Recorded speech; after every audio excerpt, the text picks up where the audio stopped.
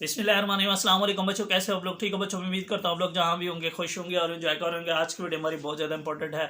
अगर आपको मेरी वीडियो अच्छी लगे तो मेरे चैनल को ज़रूर सब्सक्राइब कीजिएगा ताकि इस तरह की सारी अपडेट्स आपको मिलती रहें। आज के इस वीडियो के अंदर मैं इम्प्रूवर से मुतल्लिक दो क्वेश्चंस के ऊपर बात करूँगा थी स्टार पॉलिसी के हवाले से। और दूसरे नंबर पे एक ऐसा क्वेश्चन है जो बच्चे मोस्टली ना आजकल मुझसे पूछ रहे हैं कि सर हमारी जो पेरेंट स्कीम होगी सर वो कौन सी वाली होगी, पुराने वाली 2022 वाली या 2023 वाली होगी। सर जब हम बोर्ड के अंदर कॉल करते हैं तो वो कहते हैं आपकी जो पेरेंट स्कीम है वो 2022 वाली होगी, आप कहते हैं 2023 वाली होगी। तो सर ये कौन सी ठीक होगी? सर हम किसके अकॉर्डिंग अपनी प्रिपरेशन करें?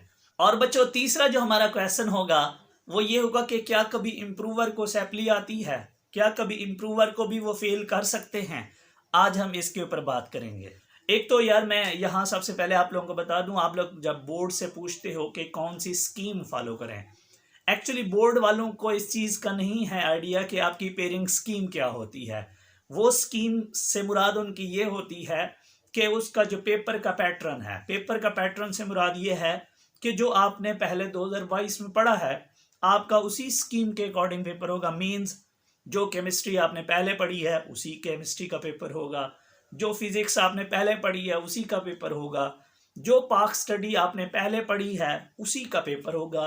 22 वाला पेपर ही अगेन 23 में होगा। अब यहाँ प्रॉब्लम क्या है, आप लोग उससे समझ रहे होते हो कि शायद वो पेरेंट स्कीम पे बात कर रहे हैं, ऐसा बिल्कुल नहीं है। याद रखिएगा आपकी बुक्स के ऊपर वो बात कर रहे होते हैं कि पुरानी बुक्स होंगी जो आपने पढ़ी हुई हैं। तो अब चूंकि केमिस्ट्री चेंज नहीं हुई तो जो केमिस्ट्री न्यू वाले बच्चों की है आपकी वही होगी, फिजिक्स भी वही होगी, इंग्लिश भी वही होगी, उर्दू भी वही होगी। सिर्फ यहाँ चेंज हुई है पाक स्टडी। पाक स्टडी की जो बुक है बच्चों वो आपकी होगी पुरानी, इम्प्रूवर चूंकि आप हैं, और जो न्यू लोग हैं उनकी बुक होगी न्यू। हाँ अगर आप लास्ट टाइम आपको फिजिक्स उस पाक स्टडी के अंदर सैपली थी तब भी आपकी जो बुक होगी बच्चों वही पुरानी होगी क्योंकि आपको पुरानी बुक की सैपली आई है। लेकिन यहाँ अगर आप लोग लास्ट टाइम एब्सेंट हो गए थे तो बच्चों फिर आपकी जो बुक है, चूंकि आपने लास्ट टाइम वाली बुक का पेपर दिया ही नहीं है, तो फिर आपकी जो पाक स्टडी की बुक होगी बच्चों वो जो है अब न्यू होगी। बट यहाँ याद रखिएगा ये जो पेयरिंग स्कीम होती है, पेयरिंग स्कीम से मुराद ये है कि किस चैप्टर में से आपका कितना पेपर आएगा, वो बच्चों आपकी न्यू होगी क्योंकि केमिस्ट्री का पेपर जो आपका होगा वही न्यू स्टूडेंट का भी होगा, फिजिक्स का पेपर सबका एक जैसा होगा, इंग्लिश का पेपर सबका एक जैसा होगा। तो मैं अगेन बता दूं पेयरिंग स्कीम जो आपका पेपर का स्कीम है वो न्यू लोगों का भी वही होगा 2023 वाला जो चेंजेस आई हैं, और जो इम्प्रूवर है उनकी भी वही होगी। अब बोर्ड वालों को इस चीज़ का आइडिया नहीं है कि पेयरिंग स्कीम आप पूछ रहे हो, आप लोग उनसे स्कीम पूछते हो वो आपको कहते हैं कि जी आपका पेपर ओल्ड स्कीम के अकॉर्डिंग होगा क्योंकि इम्प्रूवर का पेपर हमेशा ओल्ड स्कीम से होता है। अब ओल्ड स्कीम और न्यू स्कीम वो यहाँ बुक्स चेंज करने पे आती है या पेपर के पैटर्न चेंज करने के अंदर होती है। बट इसमें वो जो सिलेबस है, वो जो किस चैप्टर में से कितने शॉर्ट होंगे, कितने लॉन्ग होंगे, किस चैप्टर में से न्यूमेरिकल होगा, किस चैप्टर में से थ्योरी का क्वेश्चन होगा, बोर्ड वाले इसको स्कीम नहीं कहते। तो आप लोगों की जो पेयरिंग स्कीम है जिसकी बात अभी मैं कर रहा हूँ, मैं जो समझाने की आपको कोशिश कर रहा हूँ वो ये है कि वो सब लोगों की एक जैसी होगी। सिर्फ इम्प्रूवर का पाक स्टडी का जो पेपर है वो ओल्ड बुक से होगा, और जो इम्प्रूवर है जो न्यू लोग हैं उनका पेपर न्यू बुक से होगा। यहाँ एक मेरी बोर्ड की तरफ से तो ऐसी कोई इन्फॉर्मेशन नहीं है, बट कुछ बच्चे ये ज़रूर कहते हैं कि सर हमने बोर्ड से जो है वो कंफर्म किया है। कुछ बोर्ड वाले हमें ये भी बताते हैं कि हम वहाँ बच्चों को ऑप्शंस दे देंगे कि यार आपका दिल करे, क्योंकि बच्चे कुछ ना मुझे कह रहे थे कि सर हमने पूरा साल न्यू बुक पढ़ी है, इम्प्रूवर है, तो अब हम ओल्ड बुक से कैसे तैयारी करें एकदम इतने थोड़े टाइम में। तो ये सुनने में भी आ रहा है, कुछ लोग कह रहे हैं कि वो आपको ऑप्शंस दे देंगे कि यार आपकी मर्जी, आप चाहे न्यू बुक से कर दो या ओल्ड बुक से। लेकिन पॉलिसी बच्चों बोर्ड की यही है कि आप इम्प्रूवर लोग बच्चों उसी ओल्ड बुक से दोगे और जो न्यू लोग हैं वो अपनी उस न्यू बुक से देंगे। तो मुझे उम्मीद है कि आपको पेयरिंग स्कीम वाली बात समझ आ गई होगी।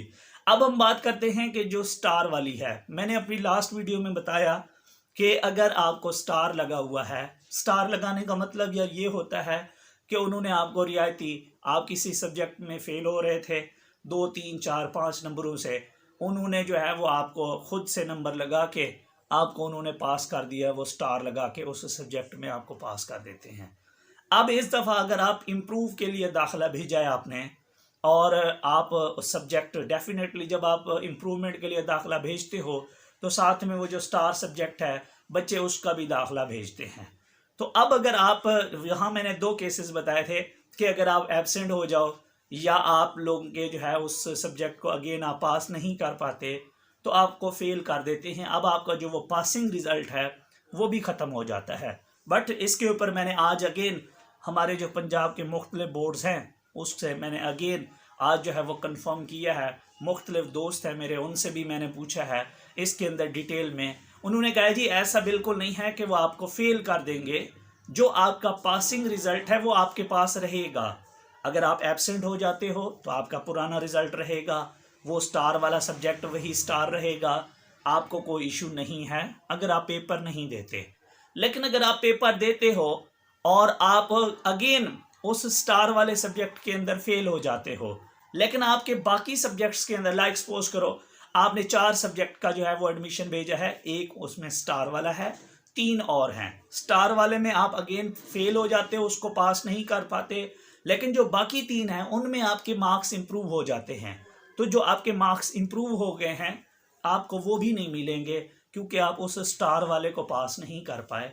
तो आपका रिज़ल्ट अगेन आएगा नॉट इम्प्रूव, और जो आपके पास पुराना रिज़ल्ट है वो वही रहेगा। बट यहाँ अगर आप उस स्टार वाले को क्लियर कर जाते हो और बाकियों के अंदर भी आपके मार्क्स बढ़ जाते हैं तो फिर आपका नया रिज़ल्ट आ जाएगा।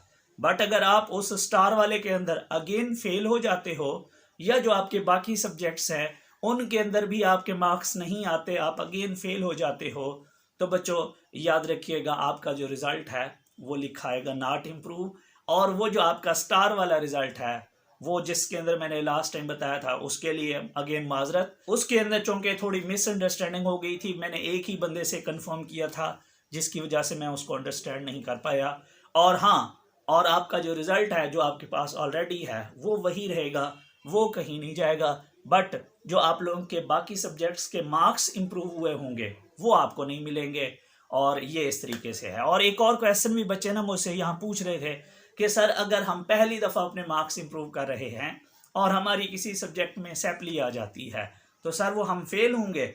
यार अगर आपको सैपली आ जाती है तो आप फेल नहीं होंगे, आपका जो रिज़ल्ट है वो मार्क्स नॉट इम्प्रूव आएंगे और आपके पास जो पहले से रिज़ल्ट मौजूद है वो वही रहेगा, आपको वो फेल नहीं करेंगे। याद रखना कभी भी इम्प्रूवर जो है वो फेल नहीं होता। तो मैं उम्मीद करता हूँ कि आपको मेरी बात समझ आ गई होगी यार। दुआ में याद रखिएगा। Thank you so much. अल्लाह हाफिज़।